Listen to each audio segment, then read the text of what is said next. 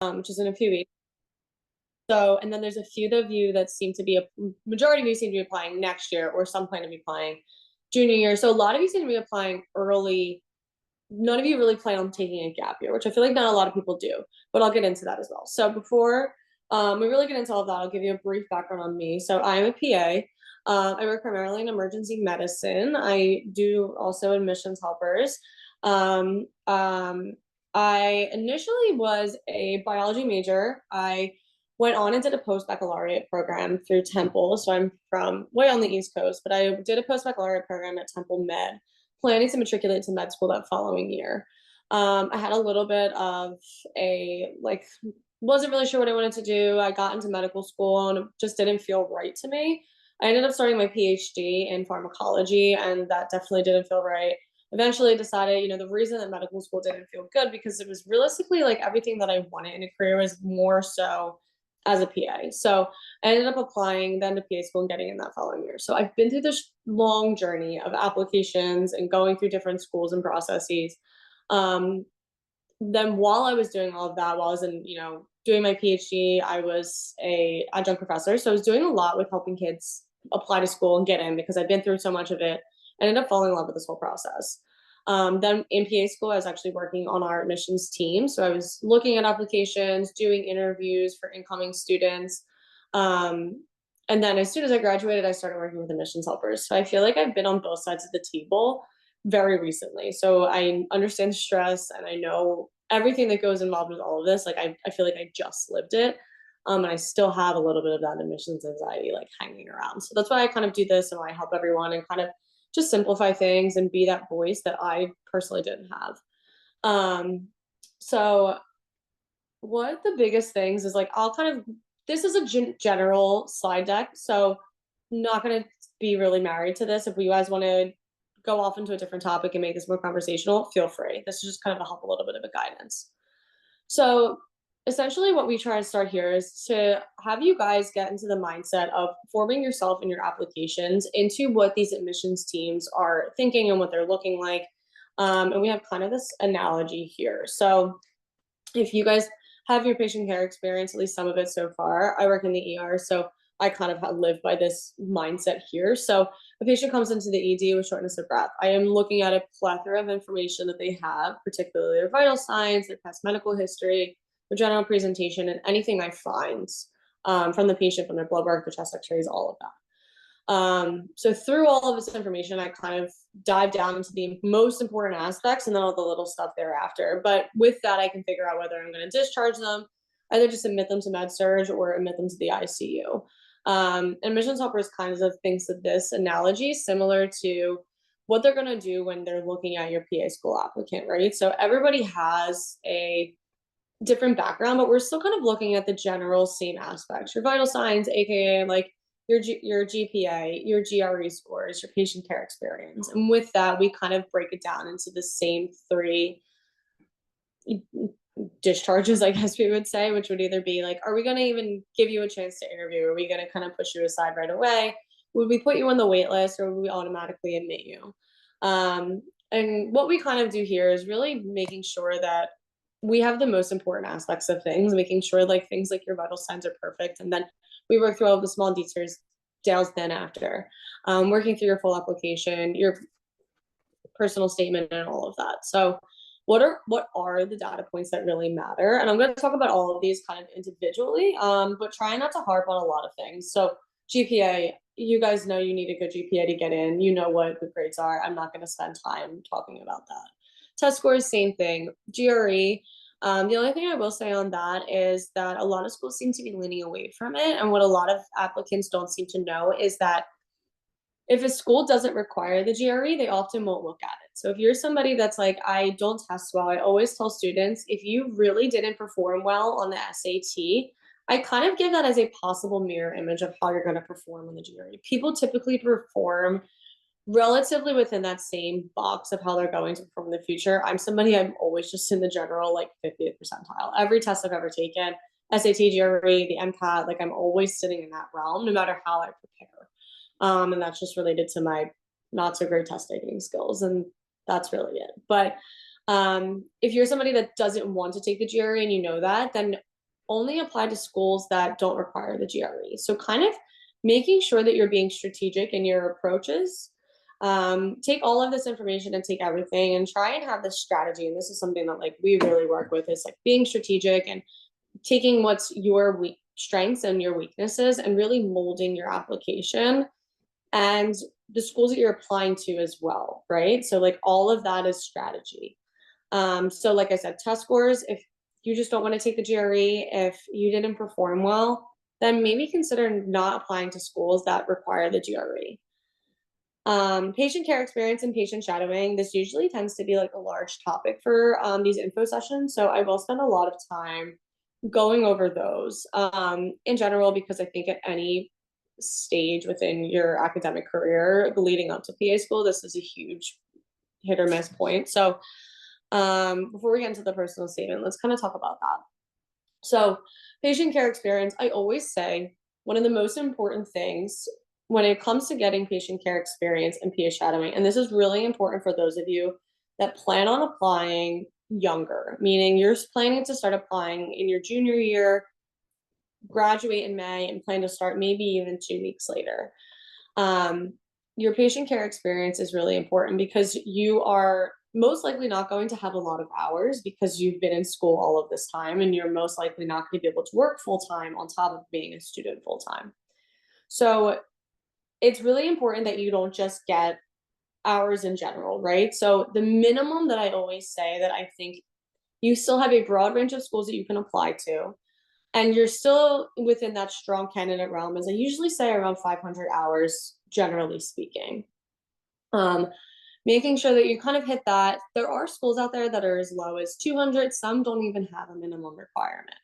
But I always say, like, if you want to be one of, within a strong candidate box and you don't want to feel restricted to the number of schools you can apply to, 500 hours always seems to be like a good minimum that I like people to aim for. The second thing with that is one of the things, especially with students, when you're applying to PA school in general, and especially those that are applying straight out and not taking gap years. So admissions teams nowadays really do lean towards those that have been out of school for an extended period of time.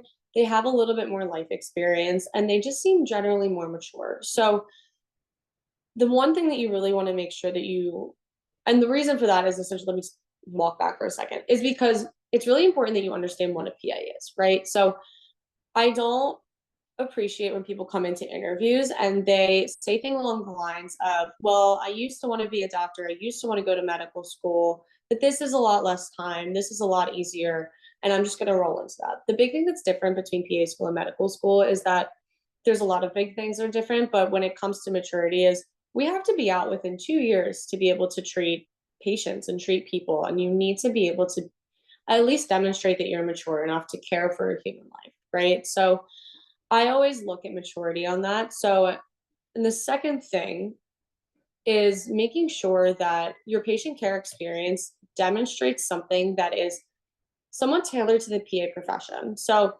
the reason that I also say with maturity is that you understand what a PA truly is. We're not mini doctors, we don't really become specialists in field. You can become a PA that is specialized, but you're never going to be an expert in one field, right? You're never going to sit for boards. I mean, now that's becoming a thing, but you don't go to school for 4 years. You're not going to become an ophthalmologist. You're going to be a physician assistant in ophthalmology, right? You're going to know plenty of things. And after 20, 30 years, maybe in that one field, you may feel like you're an expert, but we're realistically not. And the reason is because of our schooling.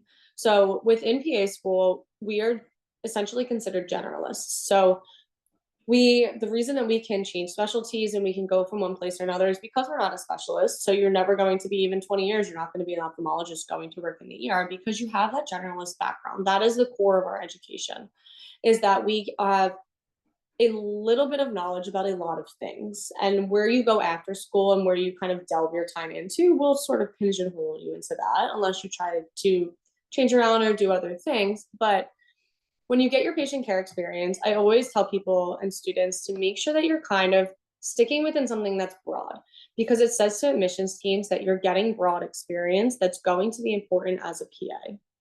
So what is that? So family medicine is always held in like the highest regards to admissions teams. ER is where I got all of my experience, hence why I'm in the emergency room now. It's very broad. You see many different specialties. You get a lot of information, a lot across a lot of different fields. And on top of that, too, it's beneficial to you. I didn't feel as shell shocked to PA school in general because I had 8 years of ER experience. I knew a lot of diseases, treatments, signs and symptoms. I kind of knew what I was getting into in a lot of different things. I wasn't really blindsided by a lot. So it is really helpful to you in the future as well. Um, Medical assistants, patient care techs, working on med surg floors, all of that is really, really helpful for you. And it looks great for admissions teams. So that's something, like I say, be a little strategic. And that's something that's really important, especially if you're somebody who's going to be applying junior year really early on. You want to be able to confidently say to these admissions teams, like, hey, I know I'm young. I know I only have 500 hours, but I really got to know medicine. I worked alongside PAs. I really have a broad range of knowledge, and I do feel like I'm ready. Whereas if you're somebody who maybe you picked up a couple hours over breaks or during the summer in an orthopedic clinic, one of my first questions that I ask students on interviews would have been, well, how do you know A, that you want to be a PA? How do you know what the PA field is if you've only worked under orthopedic surgeons, for example, that don't have any PAs in their office? And you only really seem to work there for about 100 hours over the span of 2 years. Um, people come in and they say that they really know they want to be a PA, and I just want to know how and why and where did we learn that. Making sure you really understand what a PA is super important. Um, Piggybacking off of that is PA shadowing. This is where I like to say, like, if you have something that you're really interested in, like ortho, dermatology, anything that's a little bit more specialized, kind of vary it up here. I think this is a good place. And that's not to say that you can't have something that's specialized within your patient care experience, but make sure you also have, in addition to that, something that's a little bit more general, something that's really focused, that's working under providers.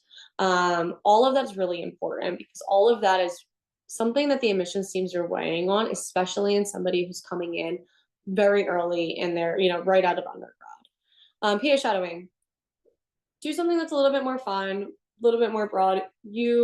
People like to ask me how many hours, and I'm never really sure of the exact answer because it's not necessarily something that's clear cut. Most schools don't really have a minimum requirement. Anywhere between 50 and 100, I think, is plenty. Um, you don't necessarily just have to shadow PAs, right? You can also shadow MDs, DOs. NPs are like a sister brotherhood towards us. You can also shadow them in addition, but always make sure it's in addition to. You still need to have plenty of PA shadowing. But if you shadow people and are getting medical experience, absolutely, that's amazing and super beneficial. And it starts to allow you to really understand the differences between all of these careers. It's something you're probably going to get asked in interviews at some point is, how do you know you want to be a PA and not an MP? And that's one of the hardest questions. Absolutely the hardest questions, because I work alongside NPs every day. We work as advanced practice providers. We work side by side. We see the same patients. We treat them the same. We still have supervising docs. So it's really important that you get to know and understand the differences between that. We can very much easily determine the differences between MDs and PAs, right? Um, so it's really kind of hard to delineate that. And a lot of that goes back to our education and how we are brought up into this field. And the same thing with nursing. A lot of people like to say in interviews, why do you want to be a PA? And one of the most common answers that we get is, um, I really like science and I really like patient care, and, being a provider is something I really want to do, and administering, treatment plans and medications, but I really like having a lot more flexibility and time to spend at the bedside. I really like that holistic relationship with patients. I really like nurturing and caring for patients overall. And my follow-up question to that always is, well, why didn't you choose nursing? So make sure you kind of have that answer built into that as well, especially if what I just said kind of resonated with you and you're like, that's something that I would have said. Make sure you kind of think about the follow-ups for that. I know we're getting way ahead into like the interview process. But these are just things to think about on your radar as you're starting to get this experience and as you're starting to prepare yourself for your applications, because it all goes into your application as well, right? How you present. We ask a lot of questions. And a lot of these questions are put in, it may not be explicitly that wording, but admissions teams can read through a lot of lines, and the way that you write things on your personal statements, it can all be interpreted as such. So just keep all of that in mind as you're doing so.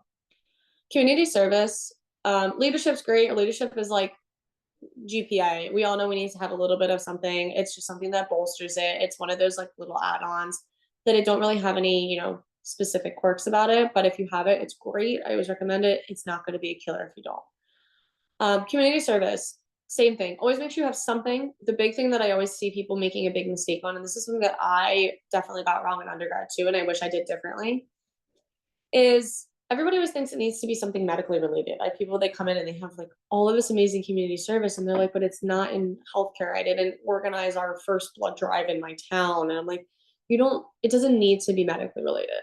What I love to see within community service, within your personal statement, everything is just like a little bit of your personality.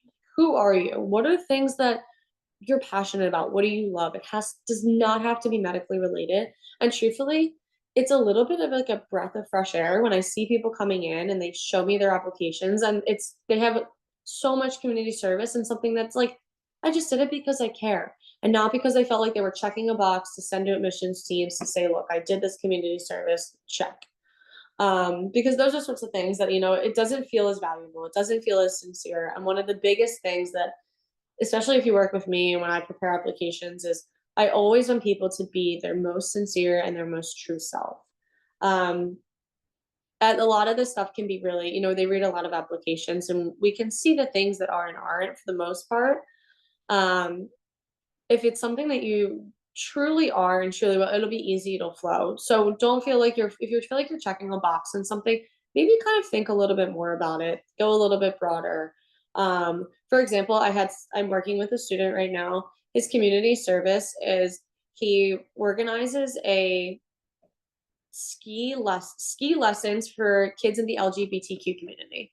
And it is like such a niche, like super fixated, like super fixed, very niche service field, but I love it. And I think it's like the best part of his application because it's like he loves to ski and he considers himself part of the LGBTQ community. And like seeing both of those things align with his community service and the fact that he can write about it in his application, I think is amazing. All right, so personal statement. These questions, they're not set in stone, right? Like you don't need to have a paragraph for each one of these answering this. This is like super, super subjective. Overall, I always say the biggest things that I like to recommend is something that, speaks to you. Like I said, a side of you, something that is, sorry, I lost my wording here. Show your personality and show the human that you are. So a lot of people feel like within their personal statement, they need to kind of rehash and really drive home the point that they have all of these patient care hours and this is what they did and then this is what I worked under. And then my sophomore year I did this and then my junior year I did this. And that's not necessarily what the goal of the statement is. If you have a experience in life, somebody that really spoke to you, was it a patient that you worked with during your experiences? Is it a family member? Is it something that happened to you? Those are always really great starting points because you can kind of talk about the experience, the things that you learned and the lessons that you took away. And then we can kind of I always say, mold that into how that shaped you into wanting to become a physician assistant. If you don't feel like you have this like groundbreaking story, right? Like people come to me and they're like, I don't have like this amazing story. I never lost someone close to me, or I didn't cure cancer on my own or anything like that. It doesn't have to be that groundbreaking. Usually most of the time they're pretty simple and pretty generic stories, but it's within those that we find these little nuances that really help people. So something super simple. I am working with a student right now whose intro to her story is about a time she got food poisoning. And it's not that crazy and it's not that, spectacular, but the actual mission of it and what we were able to mold her statement into was this food poisoning led her to have to go to the hospital, and she started to see really great quality care and people just talking to her like a human and not like a patient. And through that, we kind of molded that into combining that with all of her experiences and how she also identifies with that as she became a medical assistant herself, and why that also makes her not only want to be a PA, but it's going to make her a better PA that she had this experience. So it doesn't have to be a groundbreaking story. It can be something that's very simple, but really kind of hone in on who you are and something that's important to you. I've had people write about quite literally just being on the swim team or being a horseback rider, and we've found really good ways to kind of mold that. If you can draw out the important parts of it, and really mold that into why that's going to not only drive you towards medicine and being a PA specifically, but why it'll make you a better PA. These lessons that you can kind of carry into PA school and beyond. Those are always the things that I try and tell people to really lean in on and let your personality shine and let who you are as a person really come through. And I always think that's like the most important. Before I go any further, does anyone have any questions? We can go back to this slide. I forgot to ask after this. Yeah, I have a question. So right now, my clinical experience is more specialized. Do you think that in shadowing more general medicine that could kind of like compensate for that? It absolutely can. I just make sure that you're getting, if that's what you want to do and you don't want to change, what is your patient care experience? I work as a like sports medicine clinical technician and then a TMS technician. Okay. Yeah, so I would definitely, if that's something that you want to carry, that position you want to carry into for the next, however, year or 2 years until you finish applying, then make sure you are getting a lot of shadowing hours within something like family medicine or ER, or even something that's, internal medicine, something like that. Anything that's general, it definitely can help. Um, as long if you have like a good amount of hours within PA shadowing, there's absolutely no reason why it's wrong, but just make sure you have a good balance. Thank you. Mhm. Anyone else? I have a quick question on, I've always heard that you want to try to be like where your clinical hours are constant, like with the same hospital or same area. Would you say that like keeping your like your hours more constant or like more diverse? Like would you feel like one's more important than the other? Um, so I guess what I definitely understand what you're saying. So a lot of people think so it's definitely a thing over like quality over quantity, right? So some people used to think that like if I got a new position every few months, it looks better because I have more things on my resume, right? So definitely not necessarily the answer for that. I completely agree. So if you have a really good position and you're getting, it's something that you genuinely enjoy, it's a good place to work, you're getting the experience that you need, and you feel like it's the right experience to apply to PA school, I definitely agree. I don't think you need to sacrifice that to like have more things. I don't necessarily think that's the right answer. So I kind of agree with that to some extent. However, if it's not the right job, if it's not a good place to work, if they're not treating you well, all that, don't feel like you need to stay because you feel like admissions teams are going to judge you for that. I don't necessarily think so. And they do like a little bit of diversity sometimes to see that, you have a little bit of a broadened experience. For example, in my instance, I mean, I always did stick with emergency medicine just because it's just the way that my cookie crumbled. And I don't know if I would have done that if I had guidance from other people. This was also me figuring out on my own back then. So not everything I did was always right. It's just my journey. Um, I was a scribe for about 3 years, and then I wanted to get more hands-on experience because as a medical scribe, if any of you are or know, you're not allowed to interact with the patients. You kind of just have to stand in the back of the room and just be quiet. So I learned a ton. It was an amazing experience. But when I was going through my 8-year-long journey prior to PA school, I wanted to get more hands-on experience with the patient. So I changed hospitals and I changed physicians and I became a tech so that I could really learn how to interact with people and how I was going to be as somebody who was treating patients and helping patients. So I thought that like through that, and admissions teams have told me that it was good because I was seeing both sides of it. I saw what it was like to be a provider and then also to be on the nursing staff. So I got good perspective. So it wasn't necessarily needed that I stay as a scribe, but making sure that you can diversify and if you have the time in the space, but if it's a great job, you're getting all the experience that you need, you absolutely do not need to move.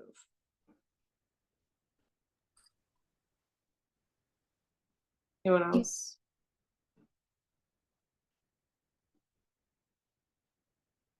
Any questions on personal statements? Yeah, I had another personal statement question. Is there Okay. anything that is kind of just like no go, do not talk about this in your personal statement? Like, I know that a lot of people want to talk about traumatic experiences and how that has shaped their desire to want to be a PA, or like if you say that you want to be a PA because of the shorter schooling, like, is there a way, should you say that? Should you rephrase it? Kind of just like, what are the no-goes? I think shorter schooling, I don't even bring it up. It's not something that feels sincere because I guess in my mind, and this isn't really true, right? Like, but if you were truly passionate about the field of being a PA, you would go to school for 5 to 10 years, 6 years, however long it may be, right? Like, do you want to be a PA or do you just want to be done? So I wouldn't put that in there because that would be if I saw shorter schooling in a personal statement. There's not many places that I feel like it would fit in a personal statement, anyways. If you're writing a really good statement, I don't think you need to explicitly spell out like list reasons that you want to become a PI within there. Schooling's definitely one. Financial reasons definitely one as well. Um, I don't think there's any problem with writing about traumatic experiences at all. I help people write about them every day, as long as you're able to do it well and be able to actually turn it into some of your reasons for what drove you to this and why PA. I think it's absolutely good. I think you can write about anything as long as you're able to mold it into a good essay. And it's so subjective, and there's so many different things that some people think are good or are not. But if you stay on target and if you're able to get a story out and something that is truly a motivator, and truthfully, if it is something that's really true to you, if it's a traumatic experience, or even if it's a very mundane experience, it doesn't have to be either one. But if you're able to take that and to really show the admissions teams how that's a motivator and a motivating factor for you, I think that's the most important part. Other like red flaggy things that I don't like people to talk about. Some people feel the need to explain away grades in personal statements. I don't like to draw any attention to it. If they're curious about it, if it's a concern, as long as you're hitting the minimums, in general, if you're hitting the minimum requirements, you're okay to apply to that school. Don't apply to a school that you don't hit the minimum requirements for and then expect to explain it away in the personal statement. If you don't hit the minimum requirements, they're not going to read your personal statement. So they're not even going to get that far. Um, Otherwise, if you've gotten somewhat of poor grades, I don't like to really draw attention to it. I don't think it really does too well of explaining away most of the time, unless it's something that's like a traumatic experience and then it turned into that. And it's really important. It is an important thing to let them know. What other things? Something that I'm really big on in general, this isn't necessarily a red flag, but there's some things, there's a phrase that I actually, it's what I learned it from an admissions committee person. There is a quote, it's called the stethoscope in the cradle phenomenon. And this is people that come in and they write in their statements like, I knew from the time I was 3 years old that I wanted to be a doctor, I wanted to be a PA, and it's mainly saying like, my parents always wanted me to do this, so here I am. And it's kind of that, like, they call it the phenomenon because it's mainly like they're saying, basically, my parents have been breeding me and putting me into this field since the day I was born. And they put the stethoscope over my cradle and said, this is what you're going to do. It's a little overused, and it doesn't feel sincere. I always say be wary of things. Again, be true and be sincere. I had somebody say not that long ago that they knew from the time that they were 6 years old they wanted to pursue a career in medicine. And I said, I don't really think I knew what a career was at 6, right? Like, did you actively start pursuing this at 6 years old, or were you still learning how to count? So be sincere. If you can say that you were inspired by something at that age, absolutely. But be cautious with your wording. That's something that I'm pretty big on is, because I don't think that's necessarily something that's sincere. And that's where I start to kind of read through the lines, right? So it's like, is that something that's true? Other red flag things. A lot of people, and this is a lot of admissions teams, there's a lot of stories about grandparents. And because that's mainly how a lot of people get their first exposure to medicine. I don't really see something wrong with that. I personally like them again if you can take any experience and turn it into a good statement. So I don't necessarily think writing about telling somebody that one experience over another is good or bad. So I think that kind of goes back to your question of like writing over traumatic experiences or not are bad. I don't necessarily think that any experience that you have gone through that's significant in your life, I think they're all good things to write about, but just make sure you do it well. Thank you. Mhm. Anyone else? All right. Before I even get, so this is our experiences description. This is something that I always like to say too. The hardest part about becoming a PA, like the hardest thing I had to do from beginning to end, undergrad, applications, PA school, and getting a job as a PA is the application process. It's the most anxiety provoking. It's unnerving. You just feel lost and confused all of the time. You don't know what's right. You feel like everything you do is going to be judged. The first thing that you want to do is start Googling things because it's like it's almost like a stress response for us now. You know, like, am I a good candidate? You start to look at your favorite schools and the schools you really want to go to and seeing the patient profile, sorry, clearly worked too much. The candidate profile and seeing if you match that. Or you're hearing stories about someone who had a 4.0 and 6,000 hours and they didn't get in. And you're like, well, how am I ever going to get in? Right. You know, it's so anxiety provoking and it can be lonely and it's nerve wracking. Like, but once you're in, you're in. And it really is. And once you get the first interview, you'll be validated and everything that you're doing is good. Just stay on course. You know, sometimes you do have to make changes and pivot. If you have to take a gap year, that is more than okay. If you feel like you're not ready to apply or you're just not there emotionally, academically within your hours, that's okay. Like it's more than okay. You're gonna look back and you might thank yourself if you do. If you happen to have to do that, you might really love that year. It might be the best year of your life because you didn't go right into PA school. Everyone has a different journey. Don't feel like you need to go immediately in. I took 4 gap years technically, right? And I am so thankful that I did. And I think personally for me and my journey, like I'm a much better PA because of it. Like I don't know who I would have been if I was a PA at 24. And I don't necessarily know if that would have been good for me or my patients. But now I'm really happy with the way things worked out. So just keep that in mind. It's stressful and it stinks. And if you feel like completely lost in all of this and you're like, I still don't know what to do, like you can reach out to a company like us and the admissions helpers. And that's what I always personally like to do is really figuring out what we need to do, how do we pivot, how do we move on. And like I also feel like sometimes like I'm a soundboard. People just call me and my students just text me and email me and they're like, hey, like I'm just freaking out. Can we talk? Like that's okay. And like it is anxiety provoking. And this is a lot of work. It's a full-time job applying in and of itself. But anyways, that's my little spiel. When it comes to experiences, this is a little example. If some of you are already applying, you probably have already glanced at this. So this is your experiences detail. So if you were, I'll just go back to saying like medical scribe. So the title would be medical scribe.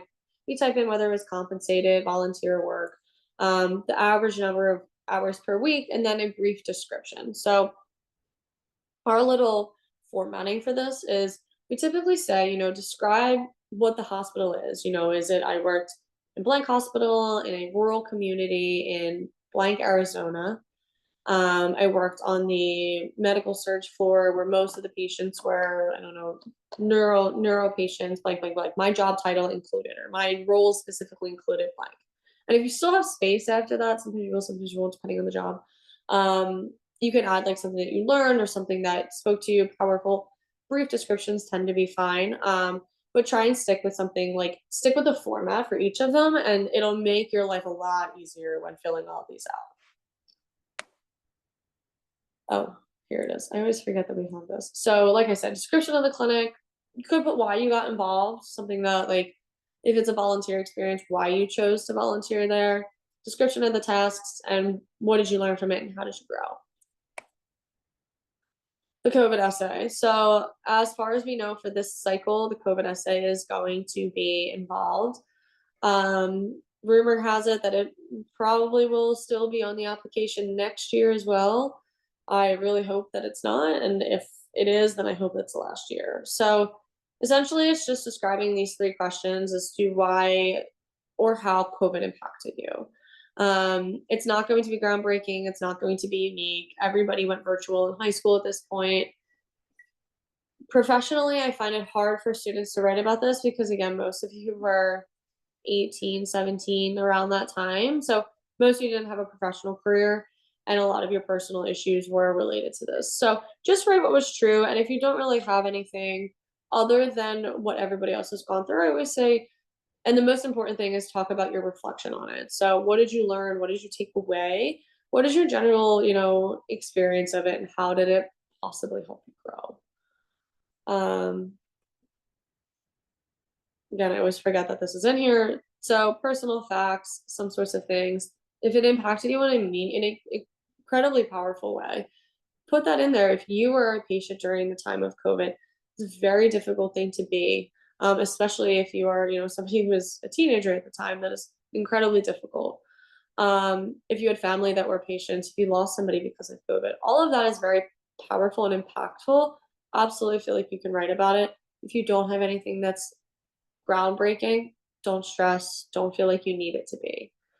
And the context, something that's not in here that I did want to mention that I was just thinking, is your letters of recommendation. So lean towards 3 well, there has to be 3 at a minimum. One should always be a PA, an MD, and then we usually say a professor or a supervisor of some sort.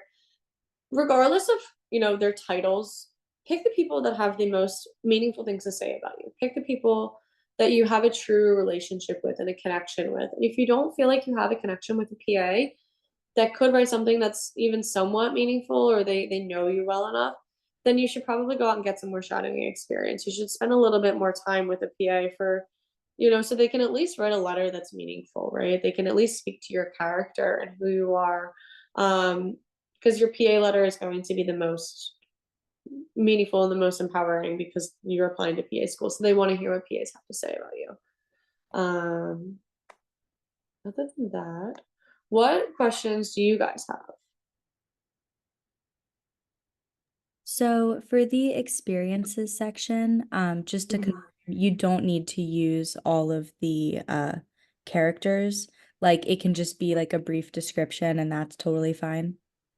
Absolutely, but if you're kind of basing it off of this format here, you're probably going to end up around that character limit anyways. But you absolutely do not have to use all the characters. Same thing with your personal statement or COVID essay. You don't have to use all of the characters now. Or even come close to it. For this one, if you do have a brief, like if it's something that's super brief, super simple, then so be it, and that's all. That's okay.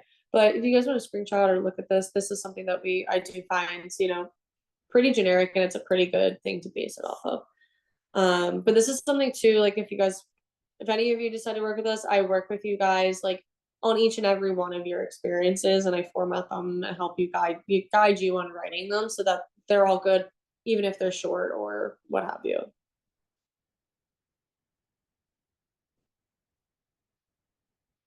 Anyone else?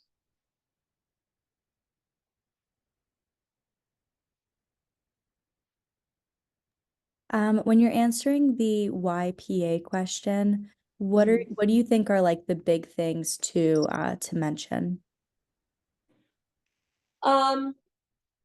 See, that's hard because it is different for everyone, right? So why do you want to be a PA? What is it that draws you to the field? A lot of people have a lot of the same answer, and that's okay. Don't feel like you need to have something that's totally groundbreaking and totally unique if it's true to you. I would say lean away from things that are surface level and superficial, I guess is what we could say. Like we mentioned already, don't tell them that you want to go because it's less schooling, or don't say to them, I always wanted to be a doctor, but here I couldn't get in, or here I am, or I didn't want to take the MCAT. And I've had people, believe it or not, I've had people say that to me during interviews. I think I tell the story all the time because it's just so, I will never forget it.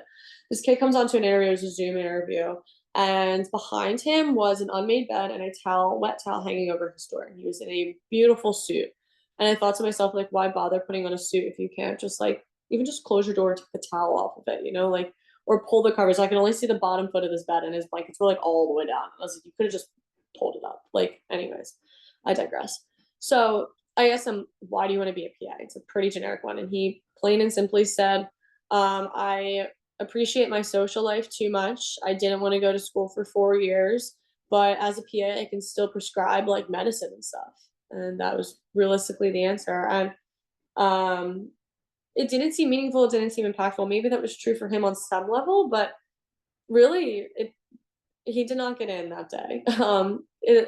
Believe it or not, there's some people that come in and answer questions like that. And if that is essentially like what you're thinking right now, like that's how I would answer that. I hope you do a little bit of soul searching and figure out, why this field, and is this field right for you? And that's, again, that kind of goes back to the maturity thing. Age is never ever a reflection of maturity. But regardless if you're 22 or 26, you should be mature enough to understand why this field, and answer these questions kind of appropriately. Other reason, I can't really necessarily tell you the reason that you want to be a PA. That is, again, something that's personal. So, I'll tell you guys the reason that I wanted to be a PA, and maybe this will kind of help you guys a little bit. So, I always loved science. Like I said, I was a PhD candidate. I was studying pharmacology, and I really did love that realm of it. I love physiology. I'm a very micro type based person. I think about things on a molecular level. So that was something that always drew me in, and that's not necessarily something that you get from a nursing field, but something that I realized was that I wasn't willing to give up my life for medicine, and I couldn't figure out why. And I don't mean this to say, this like 2-year thing. Because it wasn't what I truly wanted, right? I knew that I loved this science, and I knew I loved the molecular level of it, but I couldn't figure out where it went. And then I came to realize that it was because I wanted to be a PA, and that was because I could realistically apply all of that physiology and everything that I've learned and work towards and within, the sciences and stuff that I'm really passionate about. And I could greater apply it to patient care in a wide array of reasons and a wide array of fields. And I could see it all over. I'm somebody that's very curious. I really like knowing a little bit about a lot of things. And I get, I go so far and then I stop. And I don't really seem to care past a certain extent. And that's probably a little ADHD of mine. But I like knowing a little bit about a lot. I like being able to be somebody that can help you with a little bit, but then I like being able to say, like, I can help you get so far, but I really think you need to go see nephrology or go see an orthopedic specialist. I didn't want to feel pigeonholed into one area. And the second reason is I love having a supervising physician. I used to think that I wanted to be somebody who like was in charge and making all the decisions, and I just don't. Like I love having my docs with me. The way my ER is sectioned, and most places aren't like this anymore, but I'm in a doc box, and we call it the doc box, and it's me and a supervising doc. And I ask them questions all day. I learn from them. I grow from them. If I'm unsure of something, I always have somebody with me. And, in other realms of this, I wouldn't really have that if I'd stayed within medical school and I stayed there. I wouldn't necessarily always have that voice to bounce off of. And as a PA, I think it's like one of the best things that we have is that you always have a supervising physician with you. And you always have somebody to grow from and to learn from and to soundboard off of things and to think with each other. The docs ask me questions too all day long, but not all day long. Sometimes, let's be real. They ask me questions sometimes too. And like, it's helpful. And that's truly like, it's just like the perfect fit for me. I was able to take all of my sciences and my love of like patient care. And that's why I didn't want to be behind the lab bench, because I'm a little yapper and I like to talk all day. So like, I could take that physiology and apply it to patients, but I could then be hands off when I want it to be. So that's my reason.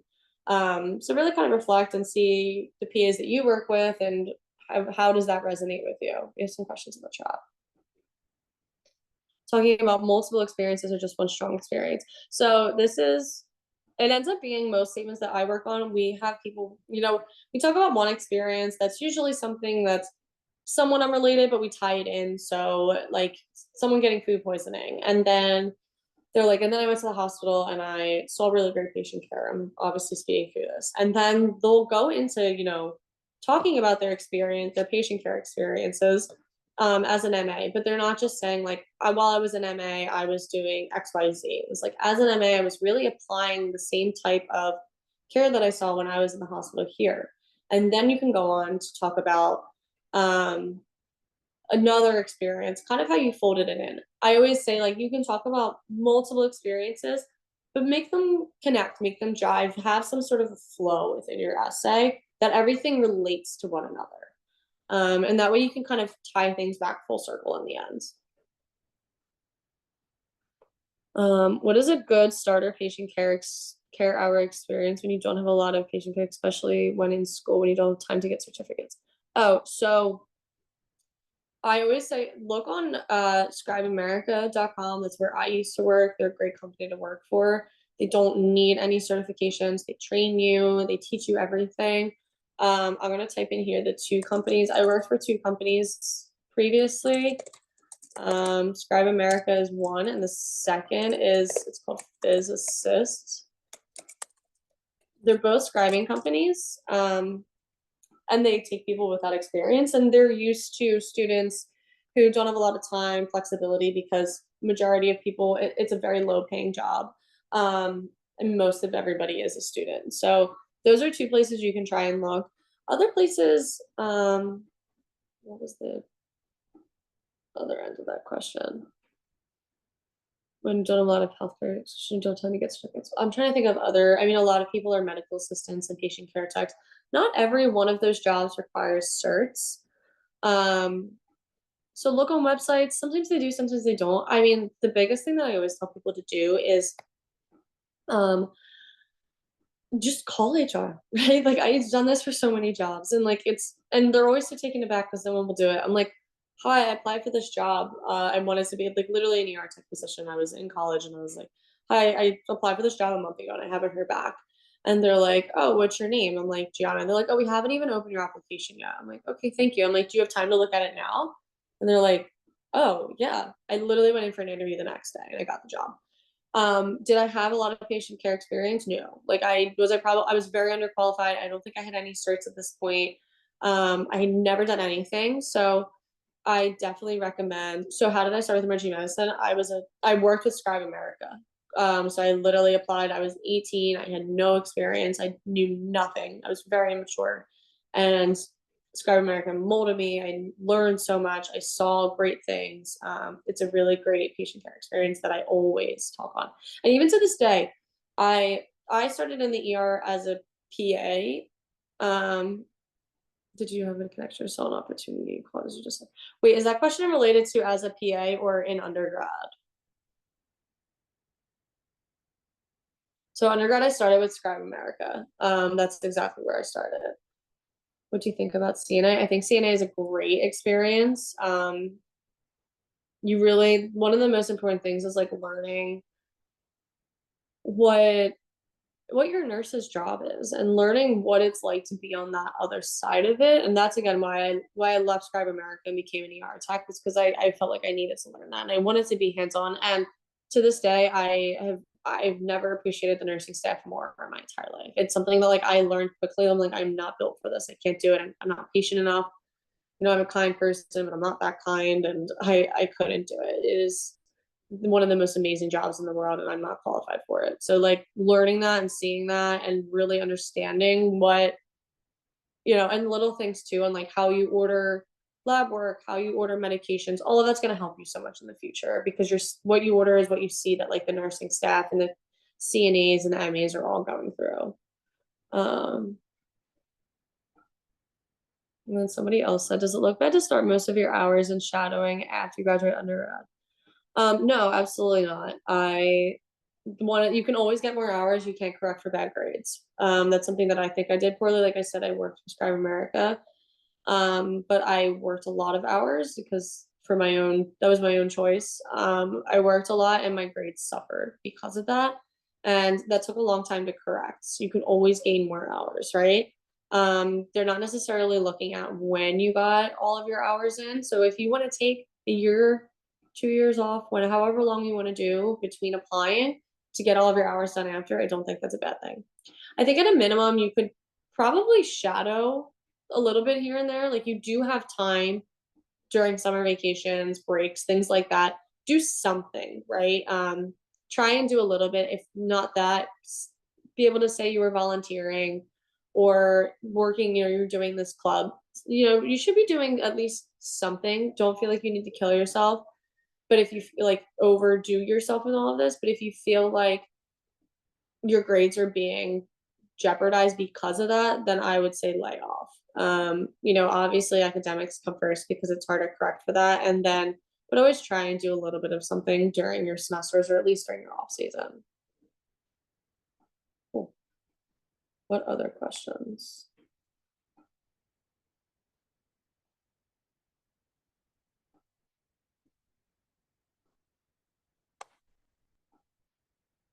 None. All right. So if you guys have any other questions, you can email the email that I left at the end of the slide there. Also, Gigi has the email as well. We do tons of different like packages if you want to just help with your personal statement, general strategy, how to pick schools, all of that, and just interview prep. Like you guys can we mold all of these like ways for what you're looking for if you really need help. I may or may not be the person that you would get. There's plenty of other people that we work on our team. They're all amazing. So feel free to reach out to Ellie at Admissions Helpers. And we'll definitely help you. And if you have any other questions beyond that, you can email them as well. Awesome. Thank you so much. No problem. Yeah, you guys are all good to head out. We'll send out the recap email. Have a great night. Thank And you. thank you, Gianna, for coming and speaking to the club today. Awesome. Yep. Bye. Bye.